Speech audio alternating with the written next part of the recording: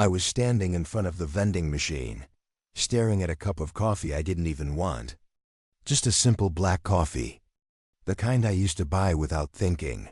But that morning, I wasn't thinking about caffeine.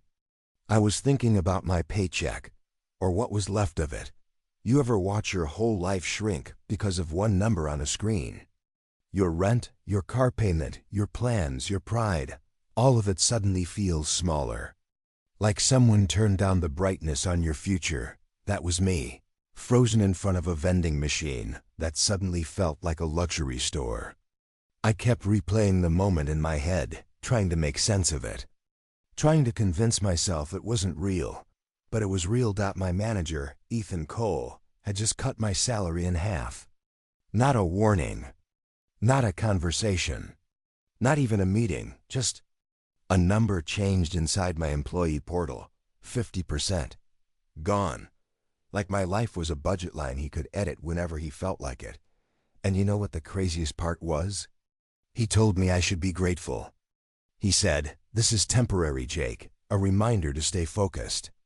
A reminder. Like I was some child he needed to discipline. I stood there in the hallway, the vending machine humming like it knew something I didn't. My coworkers walked past, pretending not to notice the look on my face. That's how it is in offices like ours. Everybody senses the storm, but nobody asks if you're standing in the middle of it. My hands were shaking, but not from fear. From anger. From humiliation. From the sudden sharp realization that Ethan thought he owned me. That he could shrink my world anytime he wanted, and I'd just take it. But he was wrong. I didn't shout. I didn't slam his office door. I didn't cause a scene, even though every part of me wanted to. Instead, I went back to my desk, opened my laptop, took one long breath that felt like holding back a tidal wave, and I wrote an email. A simple, quiet email. No threats. No harsh words. No anger on the surface. Just truth. Clear, organized, undeniable truth. And that email, that calm, ordinary-looking email, ended Ethan Cole's entire career. But you're probably wondering, why did he do it? Why me? What was really going on behind the scenes? And what exactly did I put in that email that brought down a man who thought he was untouchable?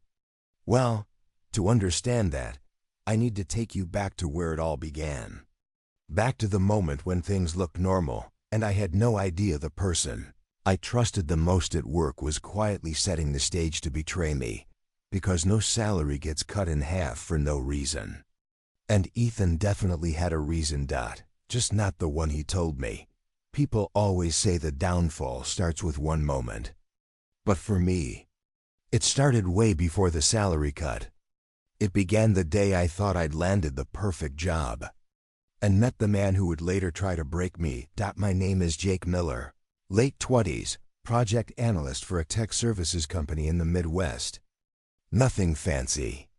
Just a job I believed could finally give me some stability. I just bought a small starter home, the kind with a leaky faucet in a backyard that needed too much mowing.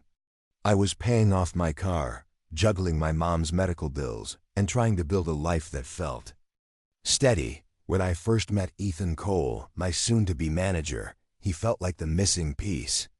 He shook my hand like he meant it, smiled like we were already friends, and said, "You're exactly the kind of rock star we need around here." He had that mentor vibe, the kind of guy who pats you on the shoulder in front of other people, so everyone knows you're his guy. And at first, it felt good. It felt like someone finally saw my work. He'd tell the team, "Jake is my right-hand man," or "couldn't do half of this without him." He'd brag about me to clients, hype me up in meetings, and make me feel like I was part of something bigger. But what he said in public didn't always match what he expected in private. The culture in the office looked friendly from the outside. Team lunches, early morning coffee talks, the whole "we're a family" speech you hear every company trying to squeeze the life out of you gently. But behind closed doors, everything revolved around one person, Ethan, his deadlines, his projects, his image. If something went wrong, everyone scrambled so it didn't land on him. If something went right, he made sure it landed exactly on him. The red flags came quietly, like when he presented a deck in a meeting and said, "My updated report shows we're ahead of schedule," when I was the one who stayed up until 1 a.m. building the whole thing from scratch. When I was the one who stayed up until 1 a.m. building the whole thing from scratch. When he'd message me at 10:47 p.m. with, "Hey champ, small favor, can you fix the new numbers before tomorrow's executive review?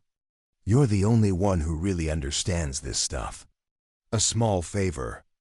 Every night felt like another small favor. But I shrugged it off. I told myself it was normal. This is how careers grow, right? You pay your dues. You keep your head down. You let the boss shine because one day, maybe, you'll earn your own spotlight. I repeated that to myself every time I felt that tiny twist in my gut, the one that whispered, "This isn't right." The one I chose to ignore because the mortgage wasn't going to pay itself. And because I wanted to believe Ethan was the kind of leader who brought people up with him. Turns out, he wasn't bringing anyone up. He was just climbing on top of us. And I had no idea how far he planned to go, or how far I'd have to fall before I finally saw the truth. If you've ever watched a storm roll in, you know it never starts with thunder.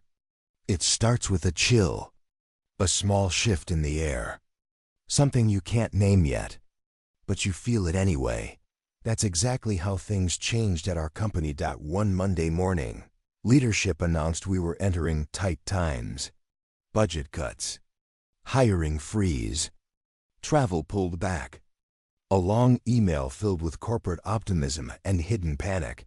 Nobody said it out loud, but we all knew what it meant. Someone, somewhere, was preparing to shift blame. Later that day, Ethan pulled me aside with this warm, fatherly tone he used whenever he wanted something. "Jake," he said, clapping a hand on my shoulder, "we all have to sacrifice a bit. But stick with me, and I'll make sure you're taken care of." He said it so gently, almost like a promise. Almost like protection. And for a while, I believed him. But the sacrifices started stacking up, and somehow, they always landed on my desk. One coworker got fired for budget alignment, and suddenly, all of his projects were quietly dropped on me. No pay bump, no conversation, just a late-night message from Ethan saying, "You're the only one I trust with this. You'll handle it, right?" Then came the midnight emails, weekend calls that he framed as just a quick favor. "That's why you're my right-hand guy," he'd say. As if that made it better. And slowly, without me even noticing it, my life started revolving around Ethan's deadlines. His stress became my urgency. His mistakes became my responsibility. The worst part? He made it sound like he was doing me a favor. Sometimes he'd lean back in his chair during our one-on-ones, look directly at me, and say with this half-joking smile, "If I go down, you go down with me, you know that, right?" I laughed the first time he said it. But the second time, it didn't feel like a joke. It felt like a warning wrapped in friendly packaging. And then came the first hit I actually felt. My bonus. I'd worked harder that quarter than I had in my entire life. Pulled off impossible deadlines. Saved a project that should have been dead in the water. I wasn't expecting a parade, but I was expecting fairness. When the bonus payout came in way lower than expected, I went straight to Ethan. He didn't even flinch. "Yeah, corporate slashed them. Nothing I can do. Tough break, champ." But something in his tone didn't match the words. And the way he avoided eye contact made my stomach twist. That night, sitting in my car before going home, I stared at that bonus statement. I knew it wasn't right. I knew something was off, but I stayed quiet. I chose peace over confrontation. I told myself it was just a bump in the road. What I didn't know, what I couldn't know, was that this was only the first cut, a small one. The kind you ignore. Because the next one The next one was the kind that forces you to wake up. Performance review days always feel tense. But that morning I walked in expecting, at the very least, neutral feedback. I wasn't perfect, but I was dependable. I hit deadlines. I saved accounts. I handled the workload of 2 people without complaining. So when Ethan told me to come into his office, I took a deep breath, straightened my shirt, and stepped inside with quiet confidence. But the moment I sat down, I felt it. The shift. The cold air in the room. The careful way he folded his hands. The fake sympathy in his eyes. "Jake," he started, his voice colder than I'd ever heard it. "We need to talk about some concerns." Concerns? My stomach tightened. He flipped open a file like he was reading from a script. "I've noticed your attitude slipping. Your performance. Not as sharp as it used to be." I blinked, trying to process that. Attitude? Performance? This was the first time I'd heard any of it. "Ethan," I said calmly, "I've completed all my projects ahead of schedule. I saved the Northlane account last month. You told me." He cut me off with a raised hand. "Don't get defensive." "That's exactly what I'm talking about. Defensive?" I wasn't defensive, I was confused. Then he leaned back, took a slow breath, and said the words that made my whole world stop. "Effective next pay period, your base salary will be reduced by 50%. I swear the room went silent. Completely silent. Like someone had sucked all the air out. 50%. I repeated, thinking maybe I'd heard wrong. He nodded casually, like it was nothing. "Temporary corrective action," he said. "A chance for you to prove yourself again." A chance. That word stung the most. "Ethan, you know how much work I've done," I said, feeling my voice shake. "The late nights, the weekends." Jake," he said softly, almost annoyed. "Don't get emotional. Be grateful I'm not letting you go." Grateful. My hands went cold. Because in that moment, I finally understood him. He knew about my mortgage. He knew my mom was sick. He knew I couldn't afford a gap between paychecks. And he was using that. He was using me. "Be realistic, Jake," he added with a smirk. "Who else is going to hire you right now?" There it was, the knife behind the smile. He didn't just think he was untouchable. He thought he owned me. I left his office in a fog. Faces blurred as I walked down the hallway. The vending machine hummed again like it was mocking me. That stupid cup of coffee I suddenly couldn't afford stared back at me like a reminder of everything I had just lost. But beneath the shock, beneath the anger, something else formed quietly. Something steady. Something sharp. A decision. I couldn't fight him the way he wanted. I couldn't yell. Couldn't plead. Couldn't break. No. If I was going to survive this, I had to find my own way. My own path. My own answer. And little did Ethan know. That answer had already started forming the moment he tried to cut my life in half. People think the real power in a company sits in the corner office. The truth? It sits behind the screens of the people who handle the data. And that was me. I wasn't an executive. I didn't wear expensive suits or speak in those polished corporate sentences. But I managed the reporting dashboards, the client metrics, the internal performance data. The things managers hope no one looks at too closely, and that's where I saw it. The first crack in Ethan's perfect image. After he cut my salary in half, I couldn't sleep. I kept replaying his words, his smirk, that cold confidence. So instead of staring at my ceiling all night, I opened my laptop and pulled up old project files. Old emails. Performance sheets. Anything that could make sense of what he'd just done. It didn't take long. There were delays in projects weeks long that Ethan had quietly reassigned to team. Oversight errors. Except those were the weeks he'd been out. Golfing with partners or traveling without. Notice, I found manipulated numbers in quarterly reports. Tiny adjustments that made his performance look stronger than reality. Not illegal, but definitely dishonest. And the worst? I found email chains where a junior employee tried to warn him about a major client complaint. Instead of forwarding it to leadership, Ethan buried it. Then blamed the same junior employee for missing red flags. The more I read, the more it felt like my chest was filling with something heavy. Something hot. Anger, yes, but also betrayal. Because the truth was staring me in the face. Ethan had been using everyone around him as a shield, including me. Then I found the real spark: Northline Logistics, a massive client. A renewal worth more than half of our yearly revenue. A renewal that only happened because I spent an entire weekend fixing a problem Ethan ignored. They were ready to walk. They were done. I saved the account in the final hours, got on a last-minute call, rebuilt a broken proposal, and kept them with us. And how did Ethan present it in the executive meeting? A team victory, he called it. But in the documentation, he listed himself as the lead strategist. He altered the renewal notes, removed my part, and shifted credit to himself. That was the moment my jaw clenched, so hard I thought my teeth would crack, because I remembered the exact words he said afterward. This is the kind of account that makes or breaks careers. Jake, I didn't know it then, but that sentence was a confession.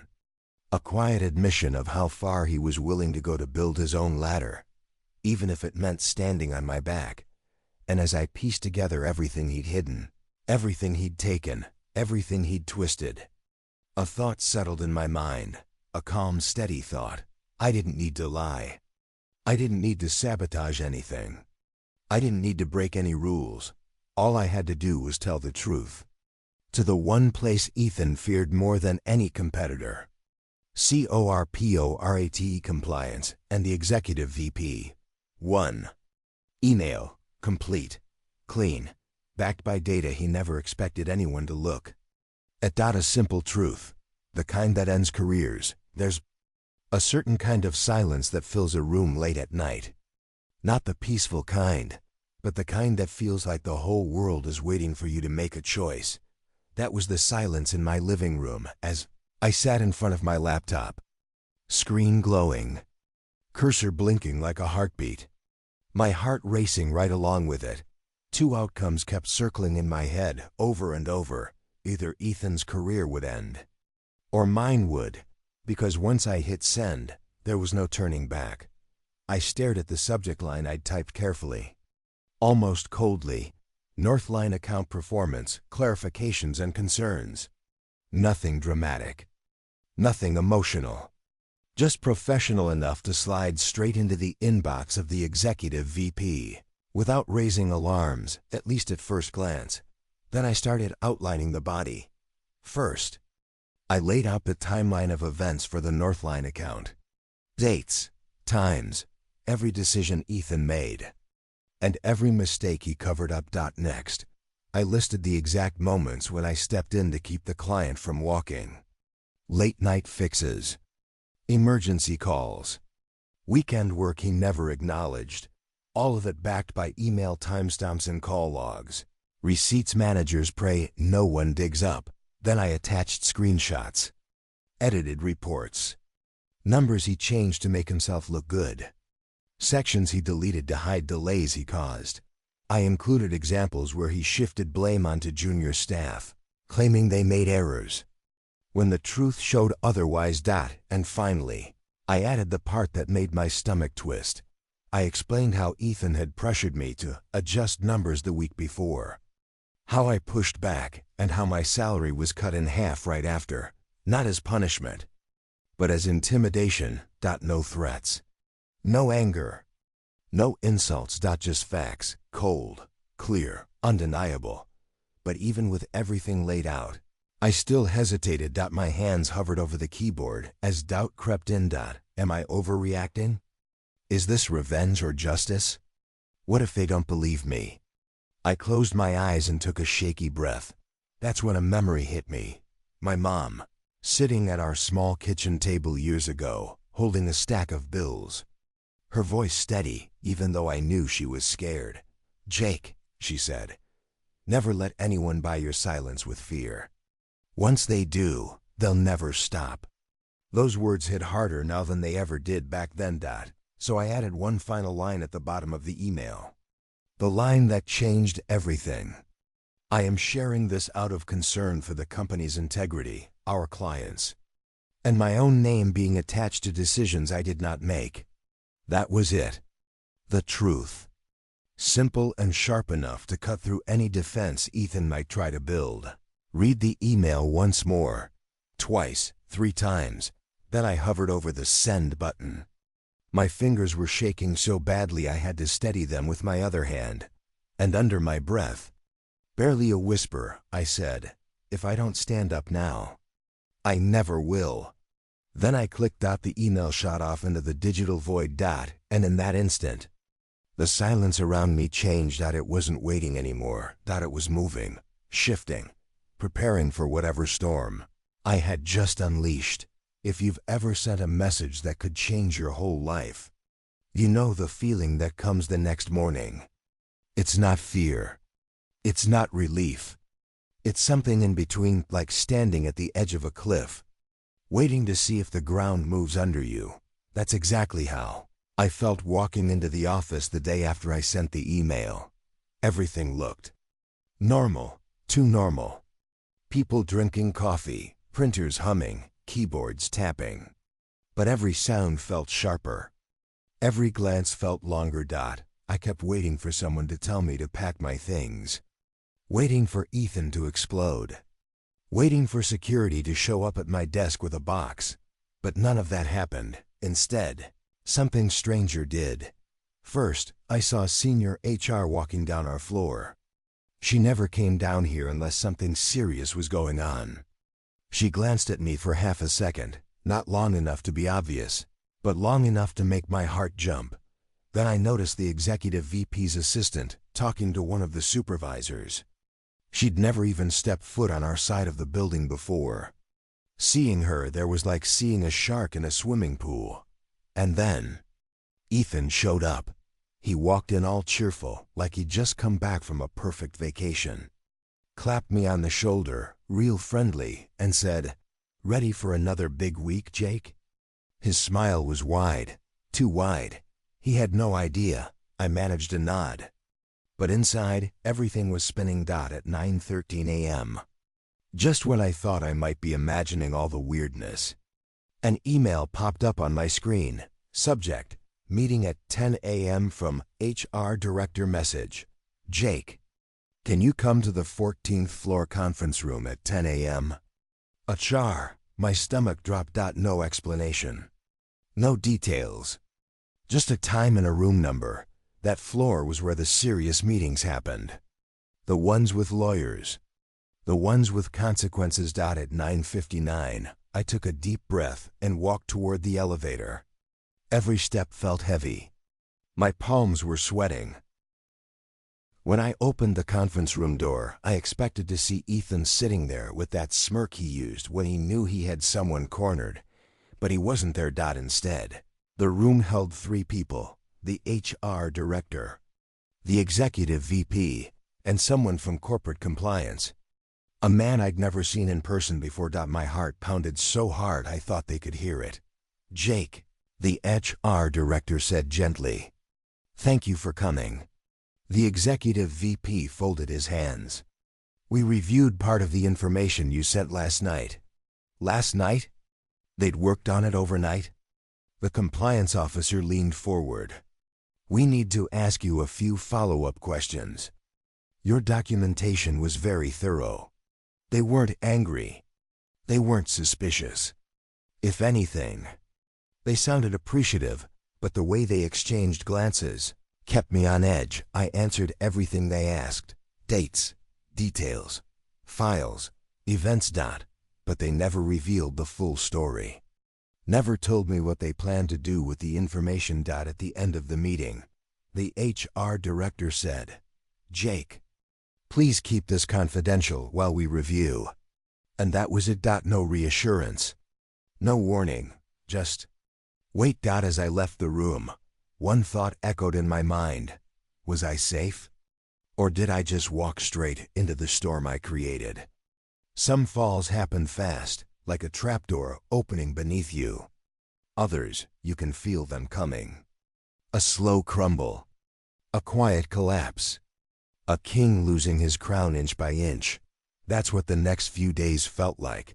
The office changed. Not loudly, quietly. Like everyone sensed something breaking behind the walls. I started noticing closed-door meetings on the 14th floor. Meetings that lasted hours. Meetings Ethan was called into again and again.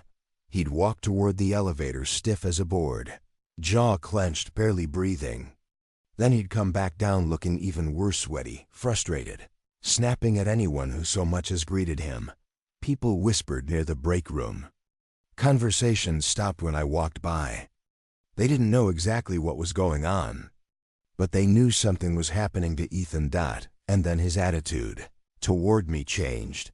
The same man who once treated me like a tool suddenly acted like my best friend.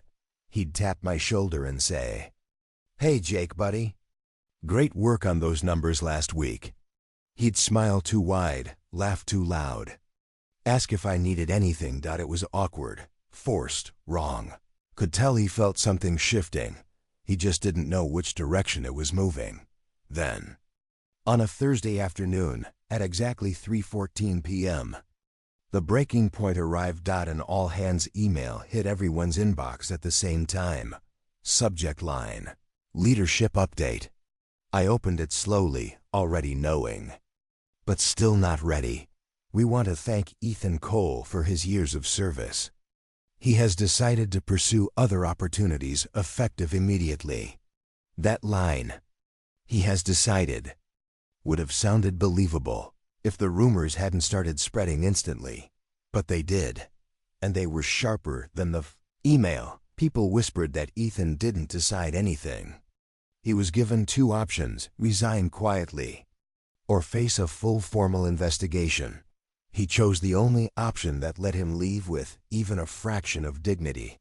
Later that afternoon, I walked out to the parking lot to clear my head, and that's when it happened. A private moment I didn't expect. Ethan was standing by his car, face red, hair messy, pacing like he couldn't breathe. When he saw me, he stormed over. "What did you do?" he demanded, voice shaking. "What the hell did you tell them?" For a second, I saw the fear behind his eyes. Not anger, fear. The kind a man feels when he realizes the tower he built on lies is finally collapsing. I didn't raise my voice. I didn't argue. I didn't list the things he'd done. I just looked at him and said, "I told the truth. That's all."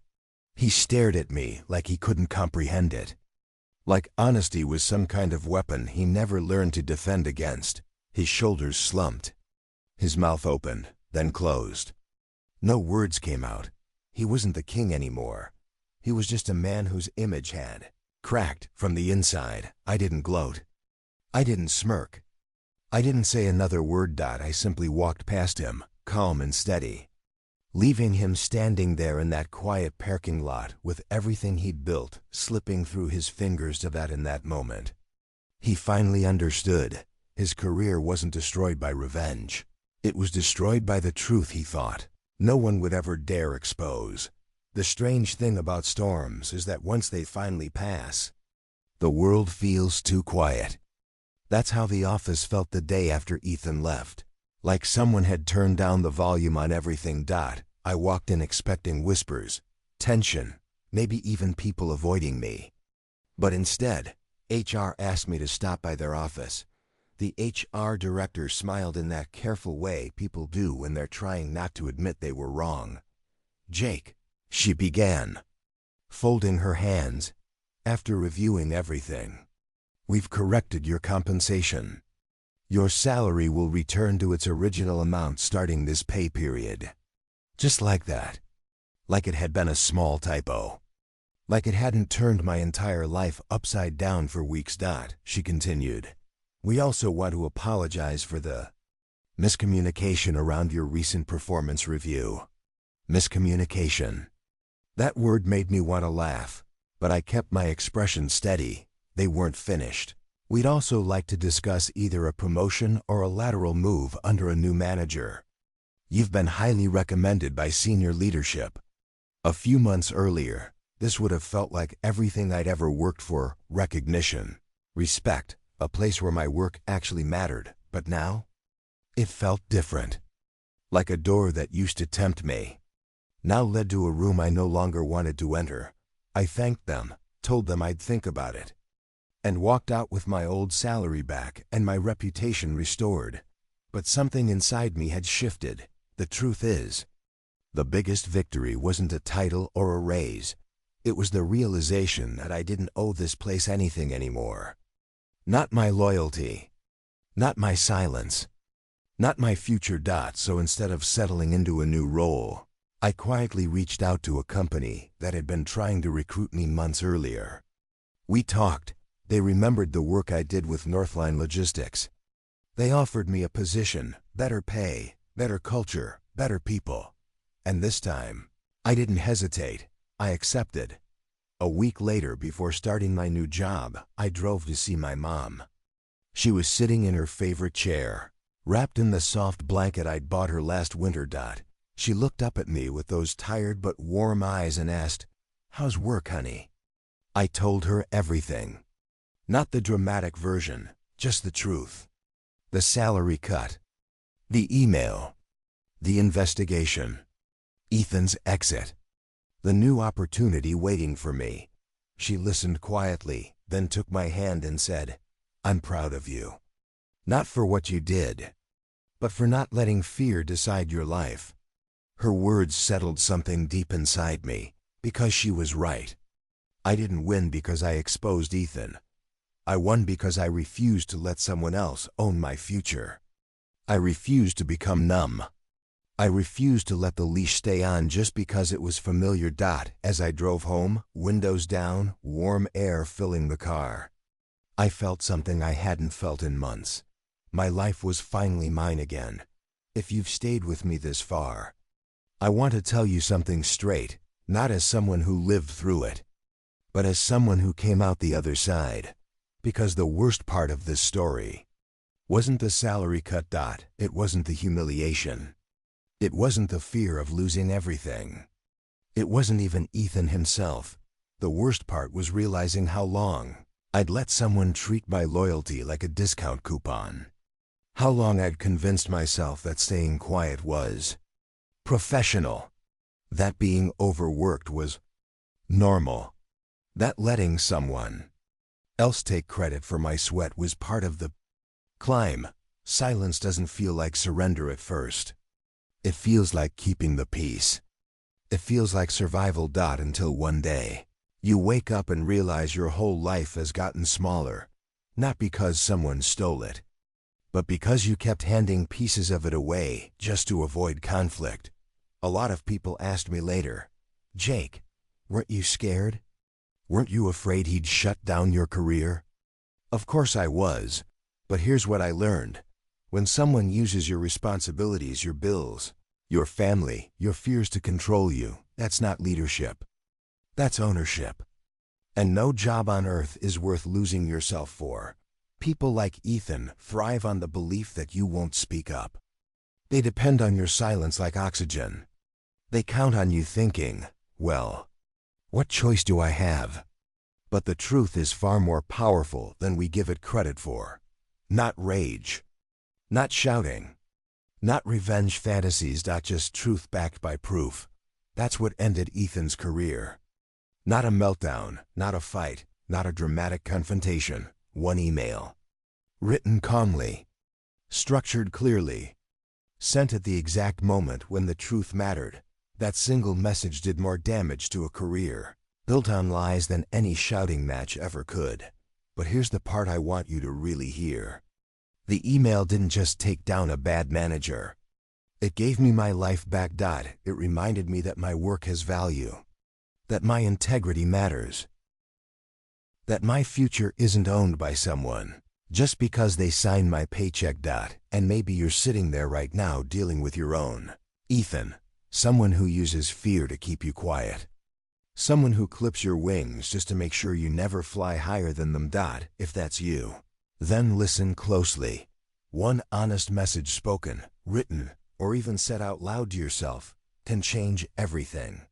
Not because it destroys someone else, but because it frees you. My manager cut my salary in half to remind me I was small. One email reminded him I wasn't, and that made all the difference. If this story hit something in you, don't stay silent. Your voice, your truth, your peace, they matter more than you think. And if you want more stories of betrayal, justice, and quiet revenge, hit subscribe, tap the bell, and stay with me. Because sometimes the smallest voice makes the biggest impact.